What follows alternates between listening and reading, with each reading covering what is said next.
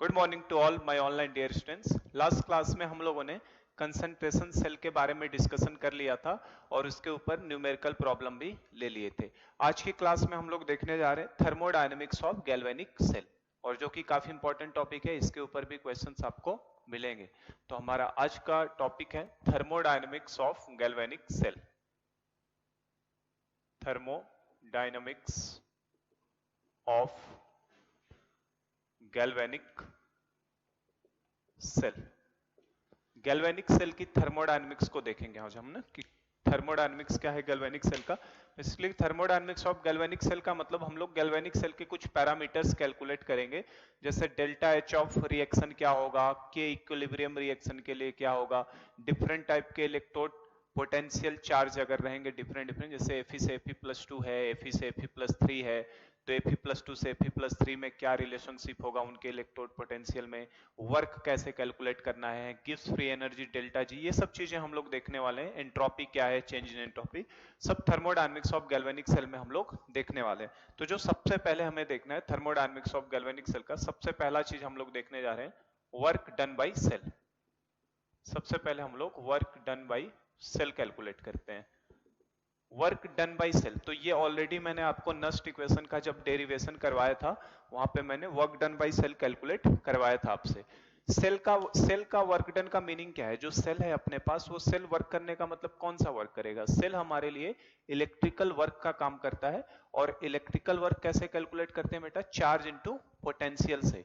तो आपको सेल के अंदर कितना इलेक्ट्रॉन का चार्ज फ्लो हो रहा है वो पता चल जाए, और कितना पोटेंशियल डिफरेंस है उस सेल का, कितने ई नॉट सेल मतलब कितने पे वो काम कर रहा है सेल, अगर ये पता चल जाए तो हम लोग उस सेल का वर्क निकाल सकते हैं। ये हमने नस्ट इक्वेशन में ऑलरेडी डिराइव किया हुआ था। तो वर्क डन बाय सेल का मतलब क्या है हमारे लिए, जो भी वर्क डन बाय सेल होता है, वर्क डन बाय सेल, ये बेसिकली ये टॉपिक फॉर्मूला बेस्ड है पूरा, है ना। तो आप फॉर्मूलों पे बस ध्यान रखिएगा, याद फॉर्मूले ध्यान में रहेंगे तो न्यूमेरिकल बन जाएंगे। वर्क डन बाय सेल का मतलब ही हो गया हमारे लिए कौन सा वर्क सेल करता है, डब्ल्यू इलेक्ट्रिकल। सेल कौन सा वर्क करता है बेटा, इलेक्ट्रिकल वर्क करता है, ये ऑलरेडी मैंने पहले ही बताया आपको। और डब्ल्यू इलेक्ट्रिकल कैसे कैलकुलेट करोगे, सेल का जो इलेक्ट्रिकल वर्क है डब्ल्यू इलेक्ट्रिकल, तो इलेक्ट्रिकल वर्क का फॉर्मूला हमने फिजिक्स में पढ़ा है, क्या होता है, charge into potential. Charge into potential, ये हमने फिजिक्स से फॉर्मूला पढ़ा है। अब सेल में चार्ज और पोटेंशियल का मतलब क्या है, तो जब हम लोग गैल्वेनिक सेल को कंस्ट्रक्ट करते हैं, या जैसे हम लोगों ने गैल्वेनिक सेल को बनाया था, तो आपका इलेक्ट्रॉन का जो फ्लो हो रहा है वो क्या है, चार्ज का फ्लो होना, और पोटेंशियल मतलब किस इलेक्ट्रोड पोटेंशियल पे वो काम सेल हमारा कर रहा है, किस पोटेंशियल डिफरेंस पे वो वर्किंग हो रही है उसकी। जैसे हम लोगों ने जिंक और कॉपर का जो सेल बनाया उसका कितना आया था, 1.1 वोल्ट आ रहा था, है ना।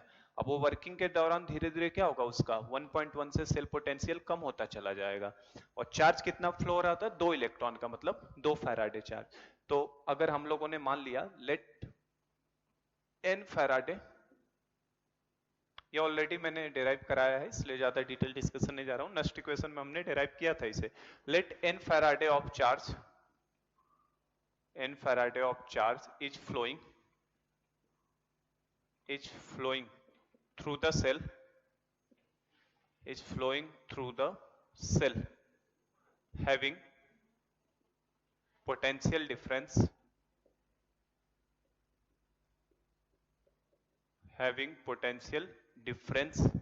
E volt, having potential difference E volt। तो n फैराडे ऑफ चार्ज अगर मान लिया जाए कि फ्लो हो रहा है सेल के through, having potential difference E volt, then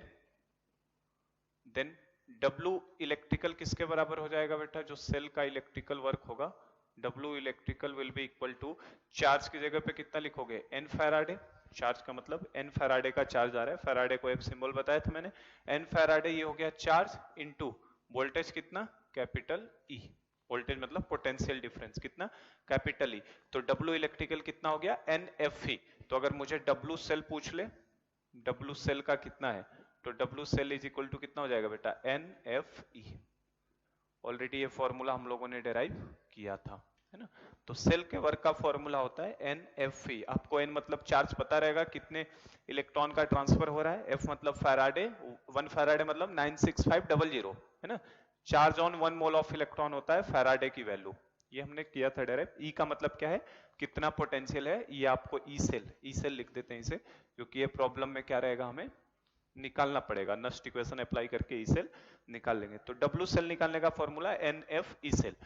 अब कभी कभी हमसे क्वेश्चन में मैक्सिमम वर्क पूछ लेता है कि मैक्सिमम वर्क बताइए। तो maximum work done by cell अगर कभी बोल दे बेटा, maximum work done by cell, कि कोई सेल मैक्सिमम कितना वर्क कर सकता है। तो जब मार्केट से हम नया सेल खरीद के लाते हैं तो उस समय सेल का जो पोटेंशियल होता है वो कितना होता है, ई नॉट। कितना रहता है स्टार्टिंग में, ई नॉट। और वो धीरे धीरे ड्यूरिंग द, जैसे आप काम कर रहे हैं उसको, तो कंज्यूम होते होते ई सेल में कन्वर्ट होता जाता है, धीरे धीरे वैल्यू कम होती जाती है।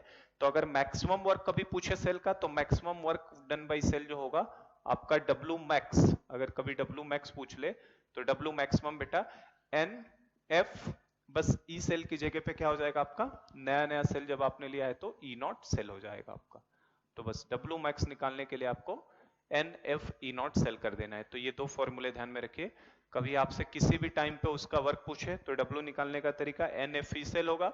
ई सेल नस्ट इक्वेशन हमने निकालना सीखा ही है। और अगर मैक्सिमम वर्क पूछेगा तो N F E naught cell करना होगा, जो स्टार्टिंग में हमें ई नॉट उसकी वैल्यू मिलेगी।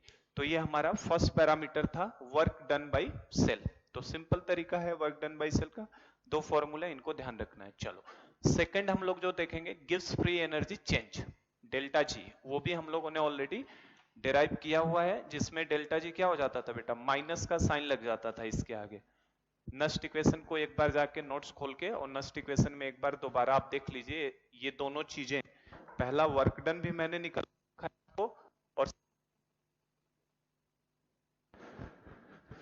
आज गई, चलो ठीक। तो पहला हम लोगों ने निकालना सीखा था, रुक रहा है, तो हम लोगों ने पहला वर्क डन निकालना देखा कि वर्क डन बाय सेल कैसे निकालते हैं। सेकंड पॉइंट पे आओगे, सेकंड जो हमें पैरामीटर निकालना है, चेंज इन गिव्स फ्री एनर्जी या गिव्स फ्री एनर्जी चेंज, गिव्स फ्री एनर्जी चेंज, गिव्स फ्री एनर्जी चेंज है ना, या एंड स्पॉन्टेनिटी भी बोल देते हैं इसे, एंड स्पॉन्टेनिटी। ये दो चीजें देखते हैं, ठीक है। तो ये भी हम लोगों ने ऑलरेडी डिराइव किया था। गिव्स फ्री एनर्जी चेंज मतलब क्या बेटा, डेल्टा जी निकालना है। और डेल्टा जी मैंने बताया था, डिक्रीज इन गिव्स फ्री एनर्जी चेंज जो होता है, that is equal to the useful work done by cell. तो ये हमने ऑलरेडी निकाल रखा है, गिव्स free energy change is equal to useful work done by cell. तो ये भी नेक्स्ट इक्वेशन में मैंने बताया था आपको। तो हमें पता है गिव्स फ्री एनर्जी चेंज या डिक्रीज इन गिव्स फ्री एनर्जी चेंज जो होता है, डिक्रीज इन गिव्स free energy change, decrease in गिव्स free energy change is equal to आपका होता है बेटा useful work done by system, useful work done by system. कोई सिस्टम कितना यूजफुल वर्क करता है वही हमारा डिक्रीज इन गिव्स फ्री एनर्जी चेंज के बराबर होता है। ये ऑलरेडी नेक्स्ट इक्वेशन में ये भी डिस्कस्ड है। और डिक्रीज बोल रहा है तो डिक्रीज की वजह से बेटा माइनस का साइन लगा देते हैं, और गिव्स फ्री एनर्जी चेंज को डेल्टा जी से डिनोट किया जाता है, is equal to useful work done by system. System हमारे लिए क्या है, सेल। और सेल कितना यूजफुल वर्क कर रहा है, मतलब ये किसके बराबर हो जाएगा आपका, डब्ल्यू सेल के इक्वल, है ना। तो ये हमने पहले भी देखा था। तो यहां से अगर आपसे कभी पूछ ले कि गिव्स फ्री एनर्जी चेंज सेल का निकालिए, तो डेल्टा जी, अगर सेल का आपसे पूछता है तो डेल्टा जी ऑफ सेल किसके बराबर हो जाएगा बेटा, माइनस डब्ल्यू के बराबर। और अभी हमने डब्ल्यू का फॉर्मूला निकाला था, तो that will be minus n F E cell. तो आपसे ये डेल्टा जी इस तरीके से निकलवा सकता है। तो ये डेल्टा जी का फॉर्मूला हो गया, ठीक है। नेक्स्ट इक्वेशन में हमने देखा ही था डेल्टा जी का फॉर्मूला। तो डिक्रीज इन गिव्स free energy change is equal to useful work done by cell, delta G cell is equal to minus n F E cell हो जाएगा। और आपसे कभी डेल्टा जी नॉट सेल का भी पूछ लेता है, अगर स्टैंडर्ड कंडीशन में जाओगे तो क्या हो जाएगा, डेल्टा जी नॉट सेल का। तो डेल्टा जी नॉट आप लगा दोगे तो ई सेल की जगह पे भी केवल क्या लगा दोगे, ई नॉट सेल कर देंगे हम लोग, तो minus n F E naught cell. तो ये भी डेल्टा जी के लिए भी दो फॉर्मूले अपने पास हो गए, ठीक है।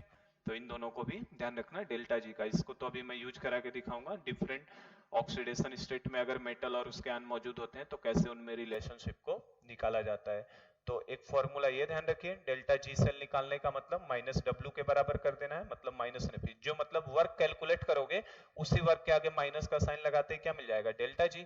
और जो मैक्सिमम वर्क कैलकुलेट करोगे उसके आगे माइनस का साइन लगाते ही क्या मिल जाता है, डेल्टा जी नॉट सेल। ये हमारा थर्मोडायनेमिक्स की प्रॉपर्टी है। डिक्रीज इन गिव्स free energy change is equal to useful work done by the system, ठीक है। और स्पॉन्टेनिटी की अगर बात कर लिया जाए, स्पॉन्टेनिटी से क्या मीनिंग है, तो ये भी ऑलरेडी मैंने बताया है ना। ये हमारे लिए पहला पैरामीटर वर्क डन और दूसरा पैरामीटर दोनों नस्ट इक्वेशन में ऑलरेडी कवर्ड है, लेकिन थर्मोडायनेमिक्स ऑफ गैल्वेनिक सेल मैंने अलग से लिया है, तो इसीलिए मैं इसमें भी इन पॉइंट को दे दे रहा हूं आपको ताकि ध्यान में आ जाए। स्पॉन्टेनिटी की बात करो तो कोई सेल रिएक्शन कब स्पॉन्टेनियस होगा बेटा, कोई भी सिस्टम या कोई भी चीज स्पॉन्टेनियस तभी होती है जब gives free energy delta G क्या हो जाता है, निगेटिव होता है। और डेल्टा जी को निगेटिव होने के लिए, इस वैल्यू को निगेटिव होने के लिए, ये निगेटिव तभी हो सकता है, एन तो निगेटिव हो नहीं सकता, एफ निगेटिव हो नहीं सकता, और ये वैल्यू निगेटिव होने के लिए ई सेल को क्या होना पड़ेगा, पॉजिटिव होना पड़ेगा। तो स्पॉन्टेनिटी की कंडीशन यही है, cell reaction will be spontaneous, cell reaction will be spontaneous, cell reaction will be spontaneous. Cell reaction केवल तभी स्पॉन्टेनियस हो सकती है when delta G will be less than zero. Delta G क्या हो आपका, जीरो से छोटा होना चाहिए। ये थर्मोडायनेमिक्स में ही देखना है, डेल्टा जी जब जीरो से छोटा होता है तो प्रोसेस कैसे होते हैं, स्पॉन्टेनियस। ऑलरेडी मैंने आपको बताया था जो गैल्वेनिक सेल है वो कैसा है, स्पॉन्टेनियस कन्वर्जन है आपका केमिकल एनर्जी का इलेक्ट्रिकल में। Cell reaction will be spontaneous when delta G is less than zero. और डेल्टा जी अगर आपका जीरो से छोटा करना है बेटा, इसको निगेटिव करना है, तो ई सेल को क्या होना पड़ेगा, पॉजिटिव। तो ये मस्ट कंडीशन होती है, ध्यान रखिएगा। सेल रिएक्शन स्पॉन्टेनियस होने के लिए ई सेल आपका क्या आना चाहिए, पॉजिटिव आना चाहिए।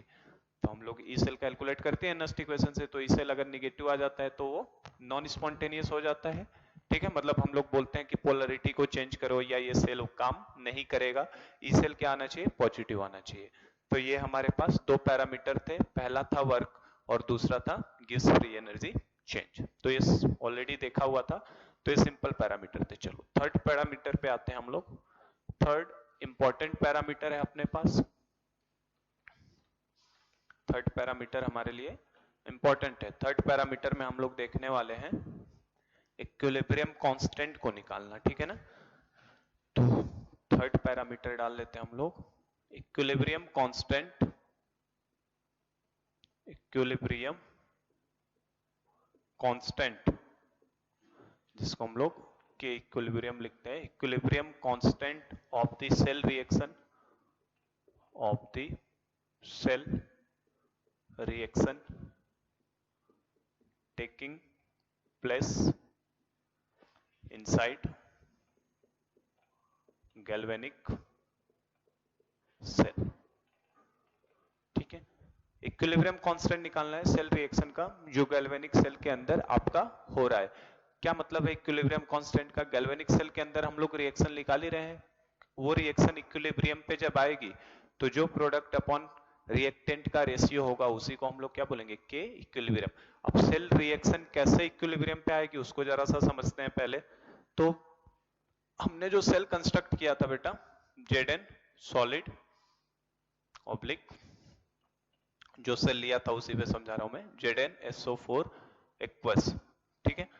डबल वर्टिकल लाइन आपका CuSO4 aqueous oblique Cu solid, ये सेल हमने कंस्ट्रक्ट किया था। इस साइड वाला टर्म, ये वाला पोर्शन कैसा है हमारे लिए, एनोड हाफ सेल है। ये वाला क्या है आपका, एनोड हाफ सेल, देखना ध्यान से, anode half cell. Anode half cell पे क्या होगा, ये इंपॉर्टेंट कॉन्सेप्ट है, पहले बता रहा हूं मैं, वेरी वेरी इंपॉर्टेंट है ना, खूब क्वेश्चंस इसके ऊपर मिलते हैं, तो इसे समझ लो। फाइनली तो जो फॉर्मूला मैं अभी बताऊंगा वो फॉर्मूला ही आपको ध्यान रखना है न्यूमेरिकल के लिए। क्या इक्विलिब्रियम कांस्टेंट का क्या मीनिंग है किसी सेल रिएक्शन का, उसे समझा रहा हूं मैं। तो आप अगर ये सेल लेकर चले हम लोग, तो ये आपका एनोड हाफ सेल है और ये वाला पोर्शन आपका क्या है, कैथोड हाफ सेल है बेटा, ठीक है। देखो एनोड हाफ सेल पे आपका क्या होता है, ऑक्सीडेशन। एनोड हाफ सेल पे कौन सी प्रोसेस होगी, ऑक्सीडेशन। एनोड ऑफ सेल पे ऑक्सीडेशन होता है तो इसका हमें ऑक्सीडेशन पोटेंशियल कुछ पता ही रहता है, ई नॉट ओपी। ऑक्सीडेशन पोटेंशियल कितना होता है इसका, यहाँ पे ई नॉट ओपी कितना होता है, इसकी वैल्यू बेटा Zn से Zn+2 का ई नॉट ओपी मैंने आपको बताया, याद नहीं रखना है, प्रॉब्लम में एक गिवन होगा, इसकी वैल्यू अब मुझे पता है तो मैं लिख रहा हूँ, पॉइंट का 0+0.76 वोल्ट होता है। और एनोड हाफ सेल पे क्या होगा, ऑक्सीडेशन। ऑक्सीडेशन होने का मतलब क्या होता है, कंसंट्रेशन ऑफ आयन का बढ़ना कि कम होना। ऑक्सीडेशन का मतलब क्या है, Zn will be converted into Zn+2, मतलब कंसंट्रेशन ऑफ आयन आपका क्या होगा, लगातार इंक्रीज करेगा। कंसंट्रेशन ऑफ आयन लगातार क्या होता है, एनोड वाले एनोडिक चैम्बर में है ना, एनोडिक कंपार्टमेंट जो होता है उसके अंदर ऑक्सीडेशन प्रोसेस होता है और कंसंट्रेशन ऑफ आयन आपका बढ़ता जाता है ना। अब यहीं से लिंक करूंगा मैं, देखो कैथोड हाफ सेल पे आपके लिए क्या होगा, रिडक्शन, तो इसके लिए आप क्या लिखोगे बेटा, ई नॉट रिडक्शन पोटेंशियल। तो कॉपर का रिडक्शन पोटेंशियल की वैल्यू अगर हमें पता हो तो ये होता है प्लस का 0.34 वोल्ट, है ना। ये देखो ये हाइड्रोजन के ऊपर था जिसका -0.76 होना चाहिए था रिडक्शन, तो ऑक्सीडेशन पोटेंशियल प्लस होता है, और इसका रिडक्शन पोटेंशियल कितना होता है बेटा, प्लस का 0.34 वोल्ट। ये आपका कैथोड हाफ सेल है, ठीक है। और कैथोड हाफ सेल पे होगा क्या, रिडक्शन, क्या होने वाला है, रिडक्शन। और रिडक्शन होने का मतलब क्या होगा कि Cu+2 will be converted into Cu solid, तो इसका मतलब यहाँ पे कंसंट्रेशन ऑफ आयन आपका क्या होगा, लगातार कम होता जाएगा। कंसंट्रेशन ऑफ आयन क्या होगा, कम। अब एक चीज अगर आपको याद हो, जब हाफ सेल हमने पढ़ा था तो ई ऑक्सीडेशन पोटेंशियल का मैंने फॉर्मूला बताया था आपको, E oxidation potential is equal to E naught of OP minus 0.059 by N log concentration of ion, ये फॉर्मूला था अगर याद हो तो, है ना। ऑक्सीडेशन पोटेंशियल और रिडक्शन पोटेंशियल में क्या हो जाता था, यहाँ आरपी, यहाँ भी आरपी हो जा रहा था, यहाँ पे बस माइनस का क्या हो जाता था, प्लस हो जाता था, ठीक है ना। तो ऑक्सीडेशन पोटेंशियल आयन का कंसंट्रेशन बढ़ाने पे क्या होगा बेटा, कम होगा। यहाँ से देखो इसको जो ई नॉट आरपी लिखा है ना, अगर इसका मैं इसको भी ऑक्सीडेशन पोटेंशियल के फॉर्म में लिख दूं ई नॉट ओपी, तो इसका ई नॉट ओपी कितना हो जाएगा, माइनस का 0.34 वोल्ट हो जाएगा, है ना, माइनस का 0.34 वोल्ट हो जाएगा। यहां से देखो अगर मैंने यहाँ पे दो पॉसिबिलिटी, अगर मैंने कंसंट्रेशन ऑफ आयन को बढ़ाया, ये पहले भी लिखवाया मैंने, अगर कंसंट्रेशन ऑफ आयन को आप बढ़ाओगे तो ये लॉग वाली वैल्यू बढ़ेगी, तो इसमें से माइनस हो रहा है, मतलब ईओपी उतना ही क्या होगा, छोटा होता जाएगा, ऑक्सीडेशन पोटेंशियल क्या होता जाएगा, कम होता जाएगा, ठीक है ना। लेकिन अगर कंसंट्रेशन ऑफ आयन को आपने कम किया, कंसंट्रेशन ऑफ आयन को आपने कम किया, तो आपका ऑक्सीडेशन पोटेंशियल क्या होगा, बढ़ेगा। अगर आप ये वैल्यू कम करते जाओगे तो इसमें से माइनस होने वाली वैल्यू छोटी होती जाएगी, तो ईओपी की वैल्यू क्या होती जाएगी, बढ़ती जाएगी।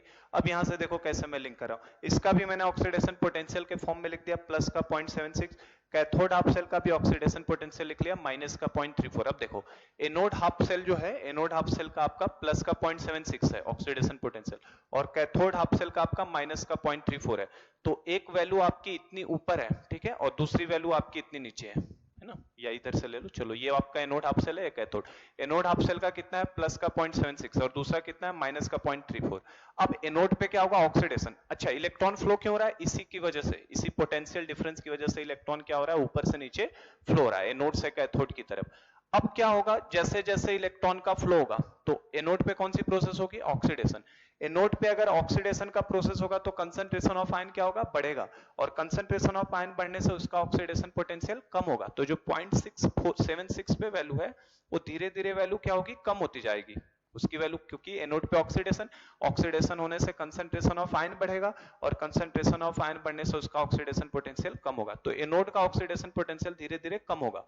कैथोड पे कौन सा प्रोसेस होगा, रिडक्शन, और रिडक्शन का मतलब आयन का कंसंट्रेशन कम होना, आयन का कंसंट्रेशन कम होगा तो ईओपी उसका बढ़ेगा, तो जो माइनस 0.34 पे ईओपी है, देखो एक वैल्यू एनोड वाली धीरे धीरे कम हो रही है और नीचे वाली बढ़ती जा रही है, कभी ना कभी तो दोनों बराबर पे आ जाएंगे, और जब दोनों एक बराबर लेवल पे आ जाएंगे, समझ में आ रहा है, एनोड वाली वैल्यू धीरे धीरे कम होती जा रही है, कैथोड वाले का ऑक्सीडेशन पोटेंशियल धीरे धीरे बढ़ता जा रहा है, एक टाइम आएगा जब दोनों का ई नॉट की वैल्यू क्या हो जाएगी, सेम, मतलब E naught oxidation potential of anode will become equal to E naught oxidation potential of cathode, और जब दोनों का बेटा ई नॉट ओपी बराबर हो गया तो उस समय ई सेल की वैल्यू कितनी हो जाएगी, 0, क्योंकि कोई पोटेंशियल डिफरेंस नहीं है, और कोई पोटेंशियल डिफरेंस नहीं है, ई सेल की वैल्यू क्या हो गई, 0, मतलब हमारा सेल क्या हो गया, काम करना बंद कर देगा। और सेल अगर काम करना बंद कर दिया है तो प्रैक्टिकली अगर बोला जाए तो रिएक्शन को हम लोग क्या बोलेंगे, रुक गई है, लेकिन रिएक्शन कभी इक्विलिब्रियम की रुकती नहीं है, वो अभी भी फॉरवर्ड में जा रही है, बैकवर्ड में जा रही है, but there is no change in concentration, क्योंकि इक्विलिब्रियम कंडीशन में क्या होता है, किसी भी मेजरेबल प्रॉपर्टीज में कोई चेंज हमें दिखाई नहीं देता है। तो इक्विलिब्रियम कब अचीव होगा, जब एनोड हाफ सेल का इलेक्ट्रोड पोटेंशियल कम होगा और कैथोड हाफ सेल का इलेक्ट्रोड पोटेंशियल बढ़ेगा, और जब दोनों इक्वल हो जाएंगे तो उस केस में ई सेल 0, और वही हमारी कंडीशन ऑफ क्या होती है, इक्विलिब्रियम होती है। तो आई होप कि समझ में आ गया। अब जो मैंने समझाया आपको उसी को लैंग्वेज के फॉर्म में लिख लेता हूं मैं, है ना। when cell starts working, when cell start working due to increase in concentration of ion, when cell starts working, जब सेल आपका, जैसे ही हमने जिंक के टर्मिनल को कॉपर के टर्मिनल से जोड़ा, सेल काम करना शुरू कर देगा, और सेल काम करना शुरू करते ही क्या होगा, एनोड पे ऑक्सीडेशन होगा, जिससे कंसंट्रेशन ऑफ आयन बढ़ेगा, और कंसंट्रेशन ऑफ आयन बढ़ने से इसका ऑक्सीडेशन पोटेंशियल क्या होगा, कम होगा। तो एनोड वाले में तो कम होगा, और कैथोड हाफ सेल पे क्या होगा, रिडक्शन, और रिडक्शन का मतलब आयन का कंसंट्रेशन कम, मतलब उसका ऑक्सीडेशन पोटेंशियल खुद बढ़ेगा। तो when cell starts working due to increase in concentration of ion, when cell starts working due to increase in concentration of ion in कौन से पोर्शन में होगा बेटा, anodic compartment, due to increase in concentration of anodic compartment, anode वाले part में क्या हो रहा है, कंसंट्रेशन ऑफ आयन आपका बढ़ेगा due to increase in concentration of anodic compartment, its oxidation potential, उसका ऑक्सीडेशन पोटेंशियल क्या होगा, decreases, its oxidation potential decreases, जैसे जैसे कंसंट्रेशन ऑफ आयन बढ़ेगा उसका ऑक्सीडेशन पोटेंशियल क्या होगा, डिक्रीज होगा, while oxidation potential of cathode increases, cathode का ऑक्सीडेशन पोटेंशियल क्या होगा आपका, बढ़ेगा, इंक्रीजेज, ऑक्सीडेशन। एनोड वाले में तो क्या हो रहा है, due to increase in concentration of ion oxidation potential decreases, oxidation potential लगातार आपका आयन का कंसंट्रेशन बढ़ने से कम होगा, while oxidation potential of cathode increases, and finally both becomes equal, और फाइनली दोनों क्या हो जाएंगे आपका, बराबर हो जाएंगे। दोनों के बराबर होने का मतलब क्या है, that is E cell becomes 0, दोनों के बराबर होने का मतलब हो गया कि आपका ई सेल कितना हो जाएगा, 0 हो जाएगा, और ई सेल 0 होने का मतलब क्या है, सेल स्टॉप्स वर्किंग, सेल काम करना आपका बंद कर देगा, cell stops working, and reaction will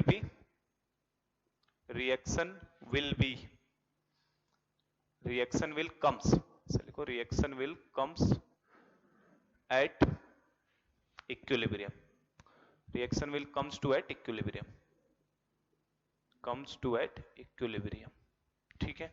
तो ये कंडीशन होती है आपकी व्हेन सेल स्टार्ट्स वर्किंग, जैसे ही सेल आपका काम करना शुरू करेगा, due to increase in concentration of ion in anodic compartment, पढ़ देता हूं मैं इसे फिर से जो मैंने लिखा, when cell starts working due to increase in concentration of anodic compartment, anodic compartment में क्या हो रहा है, कंसंट्रेशन ऑफ आयन बढ़ेगा, इट्स ऑक्सीडेशन पोटेंशियल डिक्रीजेस, तो इसके ऑक्सीडेशन पोटेंशियल की वैल्यू क्या होगी, डिक्रीज होगी, while oxidation potential of cathode increases, cathode का ऑक्सीडेशन पोटेंशियल क्या होगा आपका, बढ़ेगा, एक नीचे से ऊपर से नीचे आ रहा है और एक नीचे से ऊपर जा रहा है, ठीक है। And finally both becomes equal, finally दोनों क्या हो जाएंगे, equal, that is E cell becomes 0, क्योंकि ई सेल कितना हो जाएगा, 0, सेल स्टॉप्स वर्किंग, सेल काम करना बंद कर देगा, and reaction will be comes to at equilibrium, तो रिएक्शन आपकी कहां पे आ जाएगी, इक्विलिब्रियम पे। क्या मीनिंग है, सेल जीरो कैसे हो रहा है, ये कैसे लिखा है मैंने, तो देखो ई सेल का फॉर्मूला क्या होता है बेटा, ई सेल निकालने का तरीका क्या बताया था मैंने, ई ऑक्सीडेशन पोटेंशियल ऑफ किसका लेते हैं हम लोग, एनोड का। ई सेल को हम डायरेक्ट भी इस तरीके से निकाल सकते हैं, एनोड का ऑक्सीडेशन पोटेंशियल अलग निकाल लो, प्लस ई रिडक्शन पोटेंशियल किसका निकाल लो, कैथोड का। देखा था हमने ये फॉर्मूला। तो रिडक्शन पोटेंशियल ऑफ कैथोड को मैं चाहूं तो ऑक्सीडेशन के फॉर्म में क्या लिख सकता हूं, तो this formula can be also written as, यहां से देखो E cell is equal to क्या हो जाएगा, इसको ऑक्सीडेशन पोटेंशियल के ही फॉर्म में रहने देता हूं, ई ऑक्सीडेशन पोटेंशियल ऑफ एनोड, और रिडक्शन पोटेंशियल ऑफ कैथोड को अगर ऑक्सीडेशन पोटेंशियल के फॉर्म में लिखना है तो क्या हो जाएगा, केवल साइन का चेंज हो जाता है, तीन फॉर्मूले मैंने बताए थे, तो प्लस की जगह पे क्या हो जाएगा, minus E reduction potential of किसका, कैथोड, रिडक्शन लिख रहा हूं, ई ऑक्सीडेशन पोटेंशियल ऑफ किसका, cathode, reduction potential of cathode, oxidation potential of cathode का केवल साइन में चेंज होगा। तो अब हो क्या रहा है बेटा, ये इससे ई सेल निकालोगे आप, तो आप एनोड का देखो, एनोड का ऑक्सीडेशन पोटेंशियल लगातार क्या होता जा रहा है, एनोड का ऑक्सीडेशन पोटेंशियल लगातार आपका आयन बढ़ने की वजह से एनोड का ऑक्सीडेशन पोटेंशियल क्या होता जा रहा है, लगातार कम होती जा रही है, तो ये वैल्यू आपकी लगातार छोटी होती जा रही है, कम होती जा रही है, ठीक है, ये वैल्यू आपकी कम होती जा रही है। और कैथोड का ऑक्सीडेशन पोटेंशियल -0.34 से धीरे धीरे बढ़ता जा रहा है, तो कैथोड का जो ऑक्सीडेशन पोटेंशियल है ये वाला पार्ट, ये वाला क्या हो रहा है आपका, इंक्रीज हो रहा है, ये बढ़ता जा रहा है, और एक टाइम ऐसा आएगा जब दोनों बढ़ते बढ़ते क्या हो जाएंगे, oxidation potential of anode will becomes equal to oxidation potential of cathode, एक वैल्यू कम होती जा रही है, एक बढ़ती जा रही है, बढ़ते बढ़ते जब दोनों इक्वल हो जाएंगे तो उस केस में आपका ई सेल किसके बराबर हो जाएगा, जीरो, और ई सेल जीरो होने का मतलब ही रिएक्शन कहां पे आ चुकी है, इक्विलिब्रियम पे आ चुकी है हमारे लिए, ठीक है। तो ये हमारा मीनिंग है कि किस तरीके से इक्विलिब्रियम कांस्टेंट को निकालना है, ठीक है। चलो, तो थियोरेटिकल पॉइंट ऑफ व्यू से हम लोग इस चीज को समझ रहे हैं कि किस तरीके से निकालना है, तो क्या हमें समझ में आ रहा है यहां से देख के, एट इक्विलिब्रियम अगर अब मैं पूछूं, एट इक्विलिब्रियम कि इक्विलिब्रियम पे क्या होगा, तो इक्विलिब्रियम पे जो होगा बेटा, oxidation potential of anode will becomes equal to oxidation potential of cathode, सही है ना। देखो, एनोड का ऑक्सीडेशन पोटेंशियल और कैथोड का ऑक्सीडेशन पोटेंशियल आपस में क्या हो जाएगा, सेम, और इन दोनों को सेम होने का मतलब ही क्या हो गया, ई सेल की वैल्यू किसके बराबर हो जाएगी, जीरो, ये दोनों चीजें सेम होने का मतलब क्या हो गया, ई सेल किसके बराबर, जीरो। तो इक्विलिब्रियम पे oxidation potential of anode will be equal to oxidation potential of cathode, और ई सेल की वैल्यू किसके बराबर हो जाती है, जीरो। या आप इसको अगर चाहो ना, तो जो मैंने ऑक्सीडेशन पोटेंशियल के फॉर्म में लिखा, आप रिडक्शन पोटेंशियल के फॉर्म में भी लिख सकते थे। तो अगर आप रिडक्शन पोटेंशियल के फॉर्म में लिखोगे तो reduction potential of anode will becomes equal to reduction potential of cathode, समझे क्या। तो चाहे आप एनोड के फॉर्म में बात करो बेटा, चाहे कैथोड के फॉर्म में बात, ऑक्सीडेशन पोटेंशियल के टर्म में दोनों के लिए बात कर लो, या रिडक्शन पोटेंशियल के लिए, बात तो एक ही है, साइन केवल चेंज होते हैं। तो इसे माइनस करके लिख सकता था, इसे भी माइनस, तो दोनों से, तो आप या तो ऑक्सीडेशन पोटेंशियल को कंपेयर करो, तब आपका एनोड वाला ऊपर रहेगा, कैथोड नीचे। रिडक्शन पोटेंशियल कंपेयर करोगे तो रिडक्शन वाला ऊपर रहेगा और ऑक्सीडेशन कैथोड वाला ऊपर रहेगा और एनोड वाला नीचे, तो उससे कोई फर्क नहीं पड़ने वाला। बस हमें ध्यान रखना है, इक्विलिब्रियम पे ऑक्सीडेशन पोटेंशियल एनोड का ऑक्सीडेशन पोटेंशियल कैथोड के इक्वल होता है, और ई सेल की वैल्यू आपकी किसके बराबर हो जाती है, जीरो के इक्वल हो जाती है, ठीक है। तो ये बात को ध्यान में रखिएगा, ऑब्जेक्टिव में हो सकता है पूछ ले आपसे। अब अगर नस्ट इक्वेशन से बात किया जाए, हमें तो निकालना क्या है, इक्विलिब्रियम कांस्टेंट को कैलकुलेट करना है कि इक्विलिब्रियम को।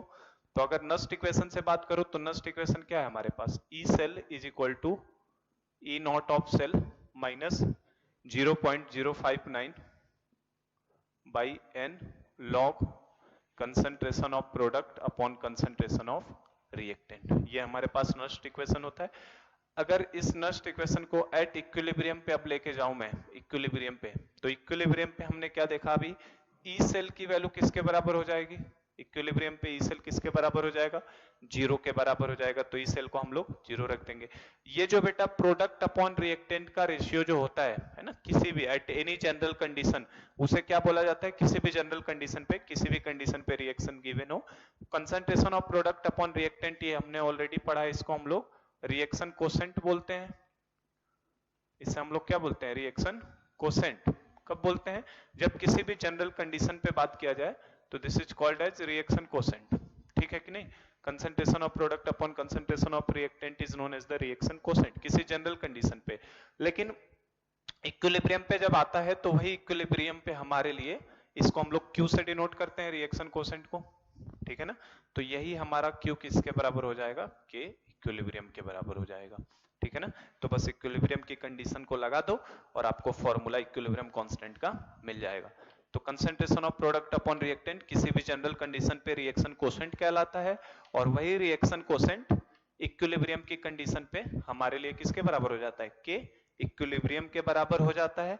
तो अब अगर नस्ट इक्वेशन में मैं अप्लाई कर दूं इसे, तो यहाँ क्या हो जाएगा, 0 इज इक्वल टू क्या, E naught of cell minus 0.059 by n log of क्या हो जाएगा यहाँ पे, K equilibrium. Concentration of product upon reactant को क्या लिखेंगे, K इक्विलिब्रियम। और यहां से हम देख सकते हैं कि लॉग ऑफ K इक्विलिब्रियम का फॉर्मूला, अगर इसको लॉग इन दोनों को मैं 0 को हटा लूं तो यहाँ क्या हो जाएगा, देखो E naught cell is equal to, E naught cell को इधर भेज दिया, is equal to 0.059 by n log K equilibrium. तो अगर कोई हमसे लॉग K इक्विलिब्रियम का फॉर्मूला पूछ ले तो log of K equilibrium is equal to किसके बराबर आ जाएगा बेटा, n E naught cell upon 0.059। तो ये खूब इंपॉर्टेंट फॉर्मूला है ना। अब देखने काफी क्वेश्चंस इसके ऊपर, मैंने पहले बता दिया था, वेरी वेरी इंपॉर्टेंट। तो आपको log K equilibrium is equal to n E naught cell upon 0.059। आप देख सकते हो केवल आपको E नॉट सेल निकालने की जरूरत है, क्योंकि E सेल तो इक्विलिब्रियम पे क्या हो जाएगा, 0। मैंने काफी टाइम देके समझाया इस चीज को ताकि ये फॉर्मूला आपके दिमाग में बैठ सके कि क्या हो रहा है, कंडीशन क्या है इक्विलिब्रियम की। तो log ऑफ K इक्विलिब्रियम ये, और अगर हमसे K इक्विलिब्रियम पूछ ले तो क्या करेंगे, K इक्विलिब्रियम पूछ ले तो दोनों तरफ एंटी लॉग लेंगे। एंटी लॉग लेने का मतलब क्या हो जाएगा, 10 के पावर में चला जाएगा ना, 10 के पावर कितना हो जाएगा, n E naught cell upon 0.059। तो K इक्विलिब्रियम पूछ ले तो ये फॉर्मूला है, और जो कि मैं पहले ही कह रहा हूँ काफी इंपॉर्टेंट फॉर्मूला है। खूब क्वेश्चंस इसमें आप देखना बहुत आए एग्जाम के अंदर, है ना, प्रीवियस ईयर्स में। तो आपको बस E नॉट सेल निकालना है। n तो हमें दिख ही जाता है रिएक्शन को देख के कि 2 इलेक्ट्रॉन हो रहा है कि 1 इलेक्ट्रॉन की 3 इलेक्ट्रॉन कितने का ट्रांसफर हो रहा है, n मिल जाएगा। और E नॉट सेल आप निकाल ही लेते हैं, है ना, दोनों को जोड़ना होता है बस, ऑक्सीडेशन हाफ सेल और रिडक्शन हाफ सेल को, और तुरंत आपका K इक्विलिब्रियम की वैल्यू हम लोग कैलकुलेट कर सकते हैं, ठीक है। तो ये हमारा कॉन्सेप्ट था इक्विलिब्रियम कांस्टेंट को कैसे कैलकुलेट किया जाता है। तो हमने 3 पैरामीटर्स देखा है। पहला पैरामीटर W निकालना देखा, वर्क कैसे निकालना है, मैक्सिमम कैसे निकालना है वो भी देखा, है ना, NFE, है ना, और डेल्टा G निकालने के लिए माइनस NFE कर देते हैं। और थर्ड पैरामीटर हमने इक्विलिब्रियम कांस्टेंट को देखा है। तो मैं अब इसी के ऊपर एक न्यूमेरिकल देता हूं जिसमें आपका तीनों जो हमने पैरामीटर्स पढ़े हैं उन तीनों पैरामीटर्स के ऊपर एक प्रॉब्लम हम लोग कर लेते हैं, ठीक है, कि कैसे उसके ऊपर क्वेश्चन हमसे पूछता है। तो ये काफी इंपॉर्टेंट फॉर्मूला है, ध्यान रखिएगा।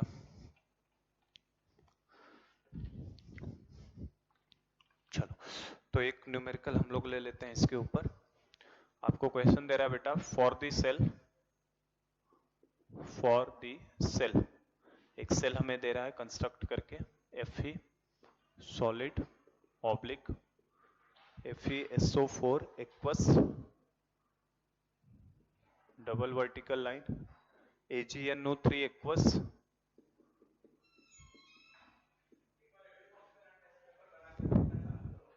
Oblique Ag solid.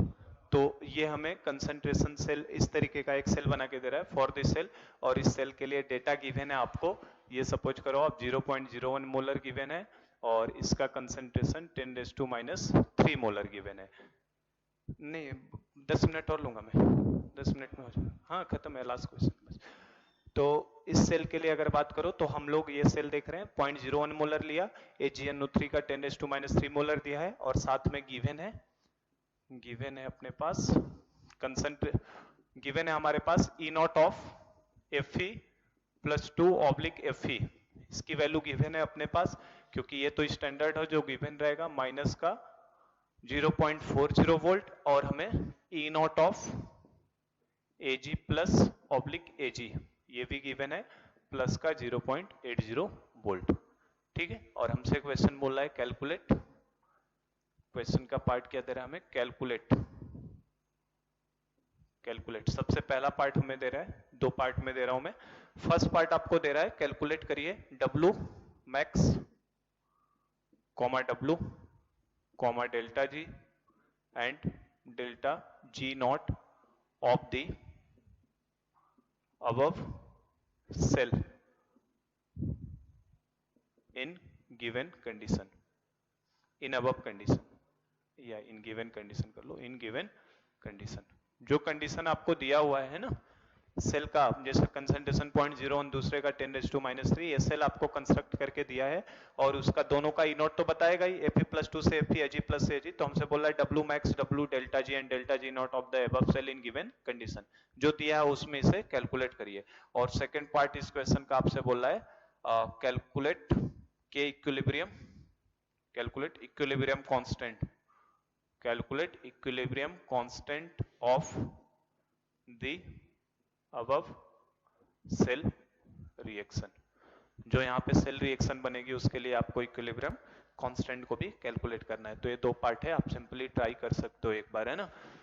को सब चीज दिया है, सेल दिया है, सेल को देख के हमें रिएक्शन लिखने तो आती है, तो हमें दोनों का ई नॉट भी गिवन है। अब थोड़ा सा आप इलेक्ट्रोकेमिकल सीरीज से लिंक करो तो फेरस हमारा सीरीज के कहाँ रहता है ऊपर, तो उसका एसआरपी देखो निगेटिव है, और आपका एजी कहाँ रहता है नीचे सीरीज से, तो उसका कैसा है पॉजिटिव है।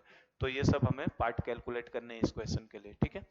कैसे किया जाए इसे, तो सबसे पहला काम क्या है, हमें सेल को देखते ही, आप इतना तो अब आइडिया लग गया होगा, सेल देखते ही सबसे पहला काम क्या होता है बेटा, ए नोड हाफ सेल रिएक्शन लिखना। सबसे पहला काम क्या किया करो, ए नोड हाफ सेल रिएक्शन, और उस पे क्या लिखोगे, ए नोड हाफ सेल रिएक्शन पे ऑक्सीडेशन, और ऑक्सीडेशन लिखोगे तो क्या होगा, ऑक्सीडेशन में Fe will be converted into Fe+2, oxidation कराना है ना, तो आपका Fe सॉलिड जो है ये आपका कन्वर्ट होगा किसके अंदर, Fe+2 एक्वस के अंदर +2 इलेक्ट्रॉन। और तुरंत ये लिखने के बाद इसका हम लोग क्या लिखेंगे तुरंत, ई नॉट ऑफ Fe/Fe+2, जिसे हम लोग चाहे तो क्या बोलते हैं इसे, this is also called E naught of oxidation potential, क्योंकि पहले तो ऑक्सीडेशन होता है। तो Fe से Fe+2 कितना होगा, तो +2 से Fe का माइनस में दिया है, तो ये रिडक्शन पोटेंशियल, ऑक्सीडेशन पोटेंशियल लिखोगे तो कितना हो जाएगा बेटा, उल्टा होके प्लस का 0.40 हो जाएगा, ठीक है। ये माइनस था वो कितना हो जाएगा प्लस। और उसके बाद क्या करते हैं, कैथोड हाफ सेल रिएक्शन। अगर आप क्वेश्चंस लगा रहे हैं तो आपको आइडिया लग रहा होगा, हर क्वेश्चन को ऐसे ही डील करना है, ठीक है ना। एनोड हाफ सेल की लिखो, फिर cathode half cell, cathode half cell में Ag+ will be converted into Ag, cell को यहीं से देख के पता चलता है, देखो Fe+2 में जाएगा और Ag+ में जाएगा। इसके सल्फेट और NO3 से हमें कोई मतलब नहीं है, क्योंकि हमें तो मेटल और उसके आयन से मतलब होता है। तो रिडक्शन की बात करोगे तो आपका Ag+ एक्वस प्लस इलेक्ट्रॉन किस में कन्वर्ट हो जाएगा, आपका Ag सॉलिड के अंदर, है ना। Ag+ एक इलेक्ट्रॉन गेन करके किस में जाएगा, Ag सॉलिड। और इसके लिए हमें क्या दिया बेटा, ई नॉट ऑफ Ag+/Ag, या इसको हम लोग क्या बोल सकते हैं, ई नॉट रिडक्शन पोटेंशियल, क्योंकि यहाँ पे रिडक्शन होता है। तो रिडक्शन पोटेंशियल कितना दिया है, प्लस का 0.80, प्लस का 0.80, ठीक है, मिल गया। अब इन दोनों को डायरेक्ट जोड़ें, क्या डायरेक्ट जोड़ने से पहले हमें इलेक्ट्रॉन कैंसिल आउट करना होगा। तो यहाँ 2 इलेक्ट्रॉन है, यहाँ 1 इलेक्ट्रॉन है, तो पहले मैं ऊपर वाले रिएक्शन को क्या कर देता हूँ, पूरे को 2 से मल्टीप्लाई कर देता हूँ। ये तो मैंने बताया था एक आध क्वेश्चन पहले भी आपको, तो उसमें पूरे में क्या कर दोगे, 2 से मल्टीप्लाई, ताकि इलेक्ट्रॉन क्या हो जाए, कैंसिल। अच्छा, रिएक्शन को 2 से मल्टीप्लाई किया तो क्या ई नॉट में भी 2 से मल्टीप्लाई होगा, तो ई नॉट को मल्टीप्लाई करने की जरूरत नहीं है, क्योंकि ऑलरेडी मैंने बताया ई नॉट क्या है, इंटेंसिव प्रॉपर्टी है ना।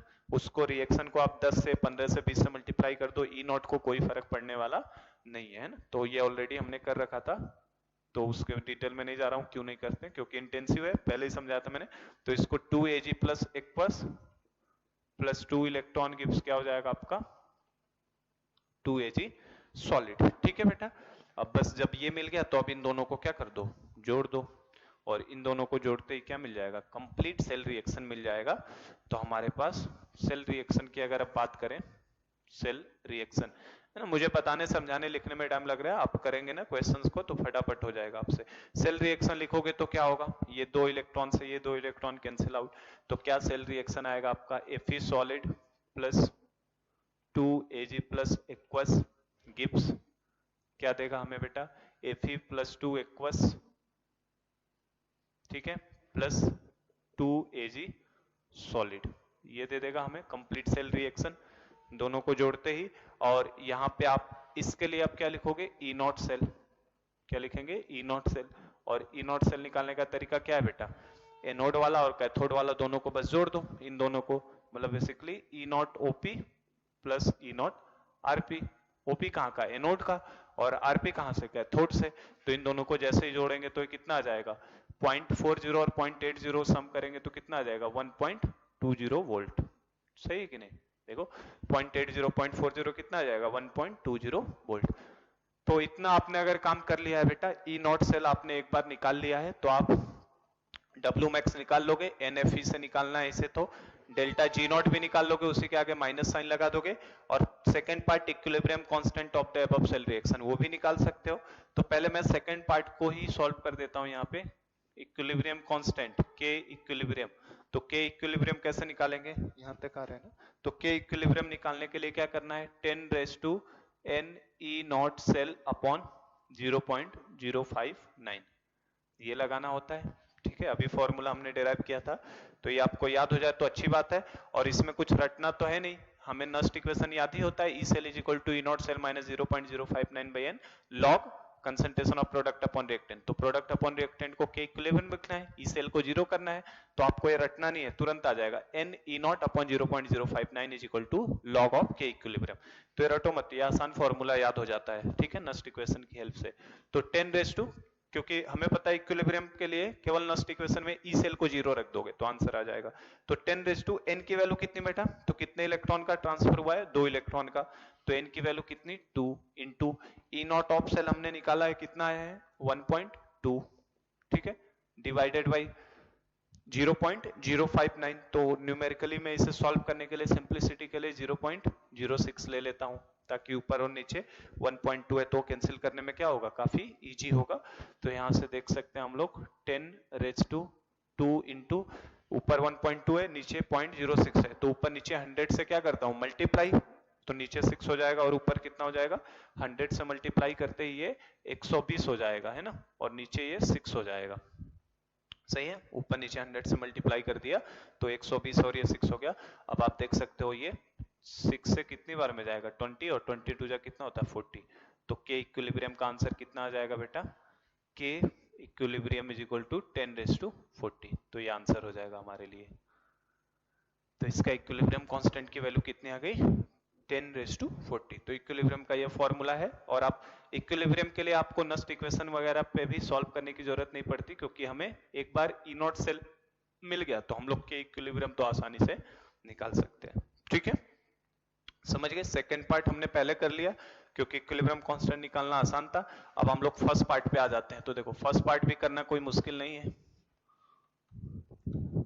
फर्स्ट पार्ट पे आ जाओ अगर, तो देखो फर्स्ट पार्ट क्या था अपने पास, W max, delta G naught और डेल्टा जी। तो फर्स्ट पार्ट पे आ जाओ। तो सबसे पहले मैं बेटा डब्ल्यू मैक्स निकाल लेता हूं, क्योंकि डब्ल्यू मैक्स के लिए तो मुझे ई नॉट की जरूरत है, क्योंकि डब्ल्यू मैक्स का फॉर्मूला क्या था, ये सब फॉर्मूला बेस्ड प्रॉब्लम हो जाते हैं। W max is equal to n F E naught of cell. तो कितना आ जाएगा, एन की जगह पे कितना रखोगे बेटा, 2, क्योंकि कितने इलेक्ट्रॉन का एक्सचेंज हो रहा है, 2। एफ की जगह पे कितना रखोगे, तो 1 फैराडे की वैल्यू कितनी होती है, 96500 कूलम्ब, है ना, इतना लेना है 96500 एफ की जगह पे, फैराडे की जगह पे, into E naught of cell कितना आया आपका 1.2। तो बस इसका मल्टीप्लीकेशन करके सॉल्व कर लोगे, आपका क्या आ जाएगा आंसर। और ये आंसर जो आएगा उसकी यूनिट क्या होगी, जूल, क्योंकि वर्क की यूनिट क्या होती है, जूल में होती है, ध्यान रखिएगा। यहाँ मैं ब्रैकेट में भले ही लिख देता हूँ साइड में, आपको 1 फैराडे कभी भी मिले तो 1 फैराडे की वैल्यू कितनी होती है, 96500 कूलम्ब। ठीक है, तो आपको F की जगह पे 96500 को रखना होता है।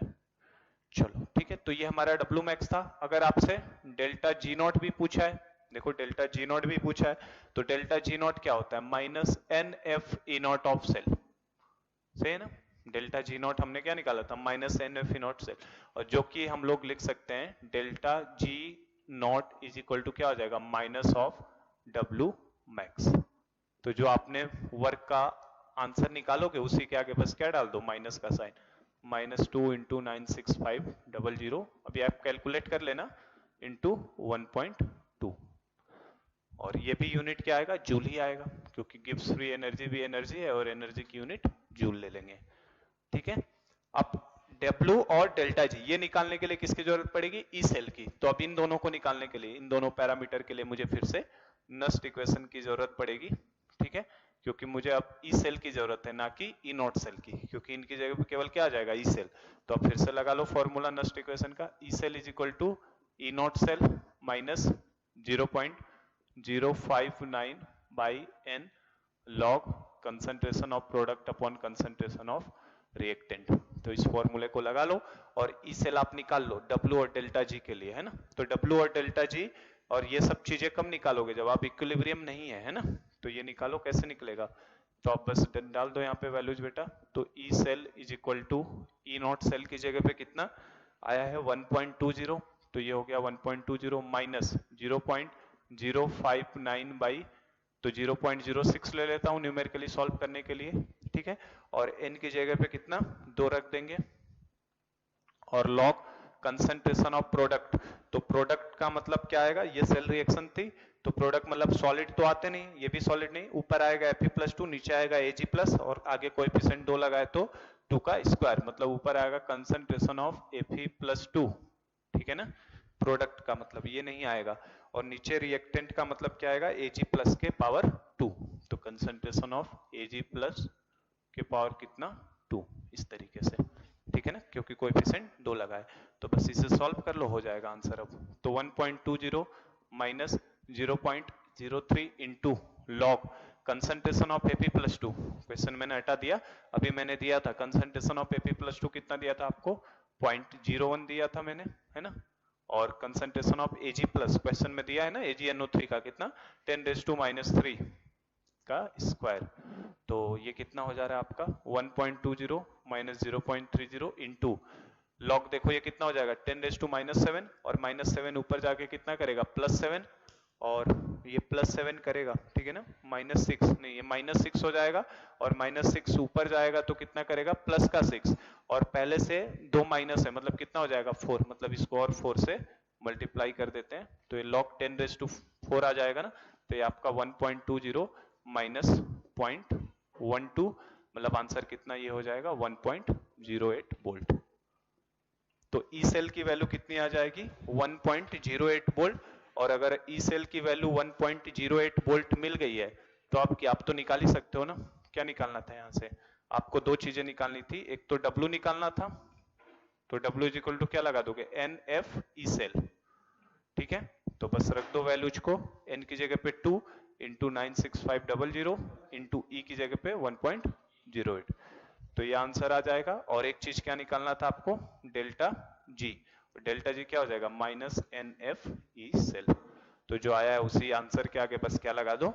माइनस, तो डेट विल बी -W।